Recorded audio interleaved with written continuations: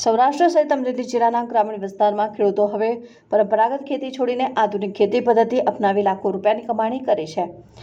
અમરેલી જિલ્લાના વડિયા ગામે રહેતા ખેડૂતે પ્રાકૃતિક ખેતી કરીને પાકનું મૂલ્યવર્ધન કરી લાખો રૂપિયાની કમાણી કરી છે। સંજયભાઈ ઢોલરિયા ઉંમર વર્ષ 52, અભ્યાસ 8 પાસ છે અને હાલ કુલ 20 વીઘા જમીન છે જેમાં પ્રાકૃતિક ખેતી કરે છે।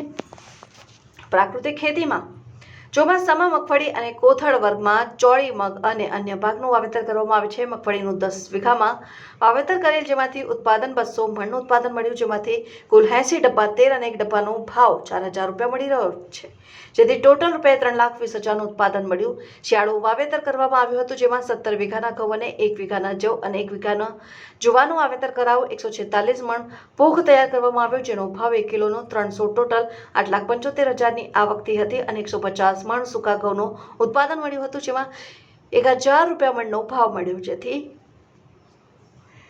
1,50,000નું ઉત્પાદન મળ્યું। જવનું વાવેતર કરી ઉત્પાદન લેવાનું આવ્યું અને તેમાં કુલ 31 મણ જવનું ઉત્પાદન મળ્યું। જવનો ભાવ 1 મણ પર મળો હતો અને કુલ 37,000 ઉત્પાદન મળ્યું। જુવાર 21 મણનું ઉત્પાદન મળ્યું અને 20 કિલોગ્રામનો ભાવ 1600 મળ્યો હતો, જેથી 32,000નું વેચાણ થયું। પ્રાકૃતિક ફાર્મ આજે વડિયામાં ઉનાળુ વાવેતર કરવામાં આવ્યું, જેમાં મગર અને બાજરીનું વાવેતર કરાવું। તલ 11 મણ 250 ભાવ મળ્યો અને બાજરી 1 મણ થી તેનો ભાવ 1200 મણ મળ્યો હતો અને મગ 8 મણ ઉત્પાદન મળ્યું, જેનો ભાવ 3,000 મળ્યો હતો। મહેનતવાળી છે। પ્રાકૃતિક ગાય આધારિત ખેતી કરી ઉત્પાદન સારું મેળવીને તમામ પ્રકારના અનાજ અને અન્ય વસ્તુનું મશીન ક્લીનિંગ કરવામાં આવે છે અને પાકમાં પેકિંગ કરીને મૂલ્યવર્ધન કરી જાહેર માર્કેટમાં વેચાણ કરવામાં આવે છે।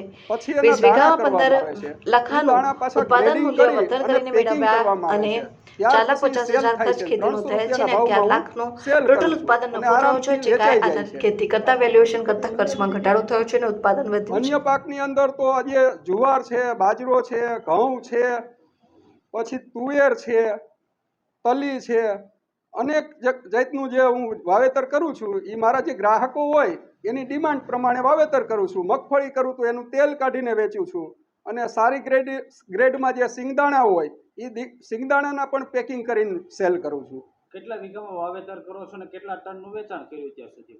20 વીઘાની અંદર હું વાવેતર કરું છું। આ ટોટલ એની અંદર મેં જે પોક જે કર્યો ને એ પોક 146 મણ ને 6 કિલો પોક કર્યો હતો। આજે મારી પાસે 63 કિલો પોક છે ટોટલ, આટલું સેલ થઈ ગયો પોક।